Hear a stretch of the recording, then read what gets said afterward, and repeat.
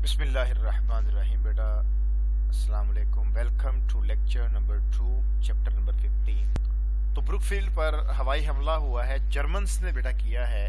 तो चिप्स अपनी क्लास को वहीं लेकर बैठा रहा, कहीं और नहीं गया। और उस दौरान उसने अपने बच्चों को इनकरेज करने की कोशिश की और ये कहा कि चीज़ों की अहमियत हम उनके शोर से जज नहीं करते। और मज़ीद उसने ये भी कहा कि ये चीज़ें जो इल्म है, जो तालीम है, जिसकी सदियों से अहमियत रही है, इस तरह कोई जंग उसकी अहमियत को ख़त्म नहीं कर सकता। जंग की अहमियत को ख़त्म नहीं कर सकती बेटा।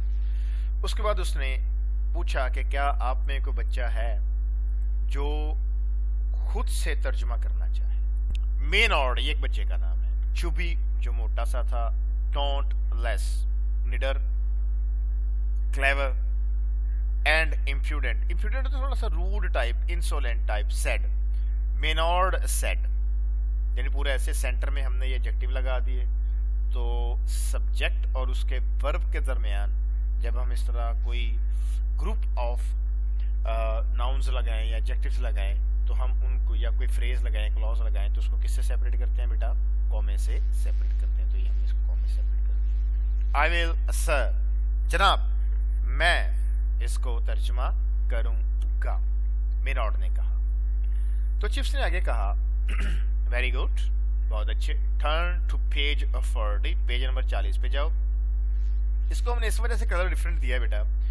अमूमन ये बच्चे गलती कर जाते हैं, वो 40 के स्पेलिंग 4 से करते हैं, FOURTY, तो ये गलत कर देते हैं। इसके स्पेलिंग है 40, FORTY। अच्छा एक सेकेंड, अब सवाल इसमें कि who offered himself to translate, किसने ऑफर किया बेटा? मेनॉर्ड ने। वो कैसा था? एक चुबी, नॉटलेस, क्लेवर था। पेज नंबर 40 पे जाओ and begin at the bottom line, और सबसे नीचे वाली लाइन से, उस पेज की सबसे आखिरी लाइन से बेटा शुरू हो जाओ। चिप्स ने कहा, किसको बेटा? मेनॉर्ड को उसने कहा। द एक्सप्लोजन्स, एक्सप्लोजन्स वही जो बाहर होते थे, डेफिनेट आर्टिकल लग रहा है, वही जो पीछे जारी थे बाहर से एंटी एयरक्राफ्ट गन्स, और साथ में जो ऊपर से जो जहाज बमबारी कर रहे थे वो स्टिल कंटिन्यूड, वो भी जा रहे थे डेफिनेटली, कि जैसे बहरा कर देंगे। इतनी यानी कि उनकी आवाज़ थी कि जैसे बहरा कर देंगे द होल बिल्डिंग। ये हम बार बार करते रहे हैं। ऑल दा होता है, बोथ दा होता है, मगर दा होल होता है। शुक वो ऐसे लर्ज रही थी as if it were being lifted off its foundation, जैसे अभी ये अपनी बुनियाद से हिल जाएगी। एज इफ हम जानते हैं हाइपोथेटिकल होता है बेटा सपोजिशन, वो कंडीशंस जो नॉन रियल कंडीशंस होती हैं, और ये हम जानते हैं किसमें बनती हैं? पास्ट। जो नॉन रियल कंडीशंस होती हैं वो बनती हैं पास्ट परफेक्ट में। किसमें बनती हैं? पास्ट परफेक्ट में। ठीक हो गया? और जहन में रहे, हम इनको सब्जेक्टिव केस भी कहते हैं, हमें पता है, हमने बार बार पढ़ा है। सब्जेक्टिव केसेस में या हाइपोथेटिकल केसेस के अंदर जो वर होता है is equal to had been. किसके बराबर होता है? हैड बीन जो है। ठीक है, ये नॉन रियल कंडीशंस में होता है, रियल कंडीशंस में वर हैड बीन के बराबर नहीं था। फॉर एग्जांपल आप कहें वो क्रिकेट खेल रहे थे, दे वर प्लेइंग क्रिकेट। अब ये रियल कंडीशन है, वो वाकई खेल रहे थे, तो इसमें वर हैड बीन के बराबर नहीं होगा। ठीक हो गया? ये सिर्फ नॉन रियल कंडीशंस में होती है। जैसे हम कहते हैं काश कि मैं अमीर होता, अभी हम एज्यूम कर रहे हैं, इट मीन्स हकीकत में मैं अमीर नहीं हूं, तो मैं कहूंगा I wish I were rich या आई हैड बीन रिच। ठीक हो गया? मेनॉर्ड फाउंड द पेज, कौन सा पेज? वो पेज 40, उसी की तरफ रेफर कर रहा है। Which was some way ahead बेटा, एक non restrictive clause. Non restrictive clause हमने बताया था ना, जो मीनिंग में एसेंशियल नहीं होती, और हम नॉन रिस्ट्रिक्टिव क्लॉज को किससे सेपरेट करते हैं बेटा? कॉमा से। एंड बिगेन श्रीली, और उसने बेटा चीख चीख कर पढ़ना शुरू कर दिया। ये बेटा लैटिन है, जेनस बो एरेक्ट फुकना, ये बेटा लैटिन है। This was the kind of fight, kind बेटा फाइट के लिए है, द काइंड को क्वालिफाई कर रहा है। ये भी बेटा आगे लैटिन है। इन विच, जिसमें, द जर्मन्स, ये प्रॉपर नाउन है, इंडियंस, पाकिस्तानीज, इन सब के साथ डेफिनेट आर्टिकल आता है। बिजीड देमसेल्व्स, जिसमें जर्मन्स मसरूफ थे।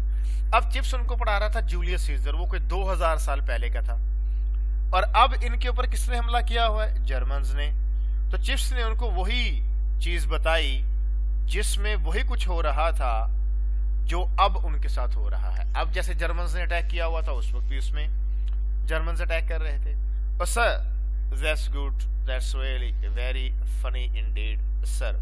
ये कौन कह रहा है बेटा? मेनॉर्ड कह रहा है सर ये बहुत ही फनी है sir, one of you're very best, आपके बेहतरीन जोक्स में से एक है। ये बेटा ऐसे था कि चिप्स वहां पे जोक्स करता था तो उनके जोक्स को पजीराई मिलती थी चिप्स के, जैसे वो आपने पढ़ा है लेक्स कैनूलिया के बारे में जोक करता था, इसके अलावा फूड रेशनिंग के बारे में, रीजल के बारे में उसने जोक बनाया, एंटी एयर रेड ब्लाइंड्स उनके बारे में जोक बनाया। तो कहता आपके उन सब जोक्स में सबसे बेहतरीन जोक ये है, लाफिंग बिगेन, हंसना शुरू हो गए, चिप्स भी हंस रहा था, बच्चे भी हंस रहे थे, एंड चिप्स एडेड, और चिप्स ने वहां फिक्रा चुस्त किया, well you can see now that these dead languages can come to life again, कि ये मुर्दा जुबानें भी जिंदा हो सकती हैं समटाइम्स। यानी वो ग्रीक और लैटिन पढ़ा रहा था ना, वैसे तो मुर्दा थी, उनको कोई भी नहीं बोलता था। पढ़ाते क्यों थे?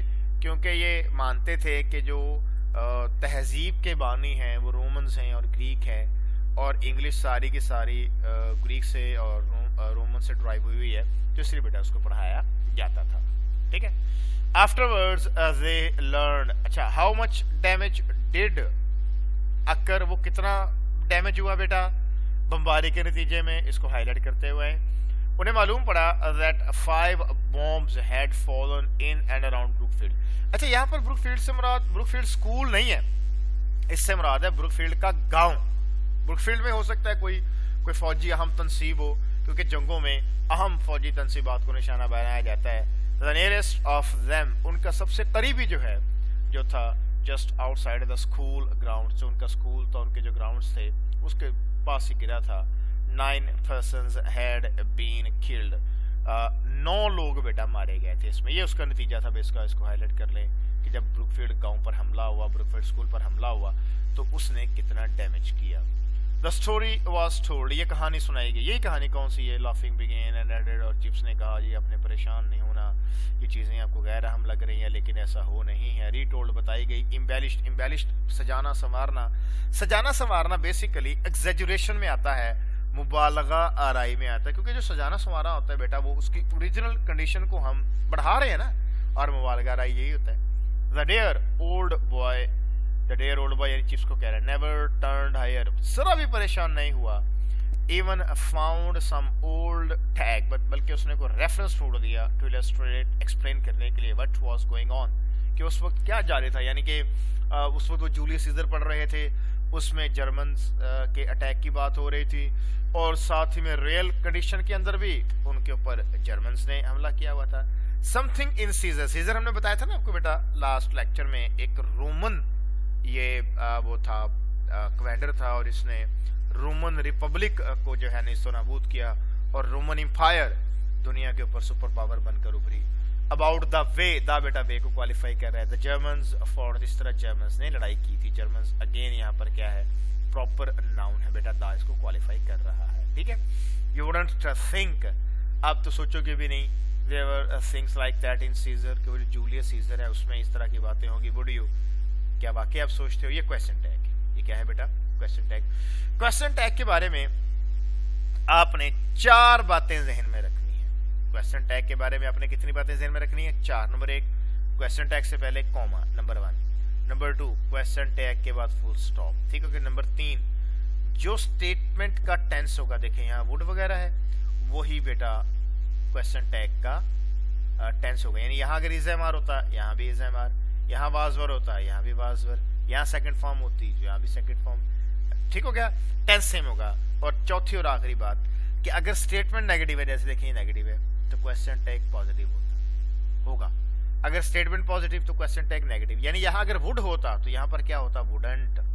अब दोबारा सुनिए 4 बातें कौन सी? नंबर 1 इससे पहले कॉमा, नंबर 2 इसके बाद sign of interrogation, number 3 statement का और क्वेश्चन टैग का टेंस सेम होगा, और नंबर 4 और सबसे अहम बात बेटा कि ये आपस में टेंस तो मैच करेगा, लेकिन अगर स्टेटमेंट पॉजिटिव है तो क्वेश्चन टैग नेगेटिव, अगर स्टेटमेंट नेगेटिव है जैसे यहाँ है तो question tag positive. At the way chips laughed, और जिस तरह चिप्स हंसा, वे दा क्यों बेटा? चिप्स के हंसने के लिए। You know the way he does laugh, आपको पता तो है कि वो कैसे हंसता है।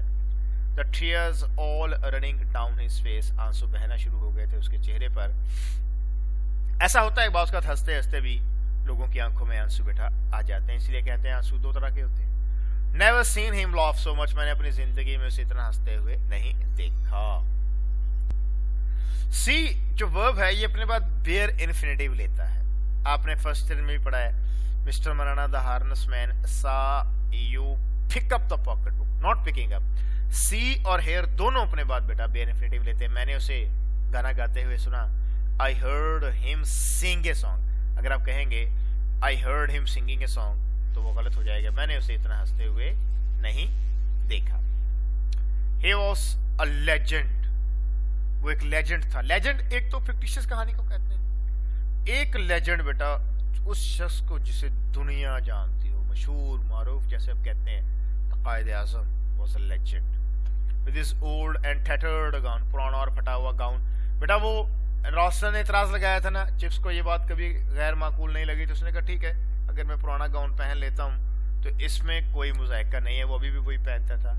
His old and tattered gown, his walk, और उसकी चाल that was just beginning break into a stumble, जिसमें अब एक डगमगाहट आ गई थी। बुजुर्गी जब आती है ना इंसान के ऊपर, जब ज़ोफ आता है तो आपकी चाल में वो स्टेडीनेस बेटा नहीं रहती, वो आप में सिमेट्री नहीं रहती जो होती है पहले। अच्छा, his mild eyes, उसकी बुर्दबार आंखें। स्टम्बल बेटा यहाँ पर नाउन है, his mild eyes, और उसकी बुर्दबार हलीम आंखें, फेयरिंग जो झांकती थी, ओवर स्टील रिम्ड स्पेक्टिकल्स, शीशे स्टील के गोल फ्रेम वाली ऐनक के ऊपर से। बात उसका ऐसे होता है ना, अगर ऐनक थोड़ी सी नोज पर खिसकी हुई हो, थोड़ी सी आगे हो, तो फिर आंखें ऐनक से ऊपर उठाकर देखते हैं। वो इस सूरत में होता है कि अगर आपकी ऐनक दूर की है और आप कोई नजदीक आदमी आप उसे देख रहे हैं तो इस सूरत में इंसान फिर ऐसे करता है। एंड इज क्वेंटली ह्यूमरस थिंग्स, और उसकी अजीबोगरीब मज़ाहिया सी बातें। Brookfield would not have had an atom of him different, and बेटा एटम को क्वालिफाई कर रहा है, ब्रूकफील्ड के अंदर आकर उसमें एक एटम जितनी भी तब्दीली नहीं आई थी। चुबी बेटा मोटे को कहते हैं, fat, healthy, fleshy, lusty, dauntless बेटा brave, courageous, bold, daring, gallant, impudent बेटा immodest, arrogant, bold-faced, shameless, बदतमीज type, explosion, burst, crack, pop, firing, combustion को कहते हैं, deafeningly बेटा जो बहरा कर दे आपको, piercingly जो कानों को चीरती हुई आवाज आए, noisily, ear-splittingly, loud, indeed बेटा वाकई को कहते हैं, really, वाकई सच में, really, literally, actually, absolutely, certainly, embellished बेटा सजाना संवारना, डेकोरेट, एग्जैजुरेट, एडोर्न, एम्पलीफाइड जो है बेटा, टैग बेटा साइटेशन, रेफरेंस, प्रोवर्ब, हवाले को कहते हैं, इलस्ट्रेट बेटा वजाहत करना, explain, demonstrate, exemplify, clarify, tattered बेटा फटा हुआ, टॉर्न, रैग्ड, बैडली वॉर्न, बहुत ज्यादा जो है बेटा वो जो खस्ता हालत में और डिलेपिडेटेड को भी कहते हैं बेटा ये,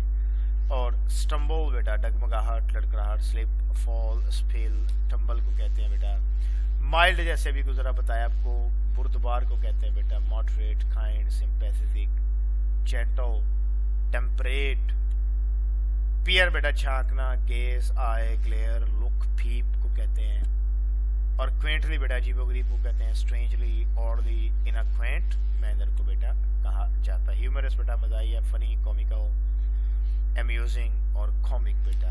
ये बेटा हमारा लेक्चर कंप्लीट हो गया। इंशाल्लाह नेक्स्ट लेक्चर में फिर ये चैप्टर 15 आपका कंप्लीट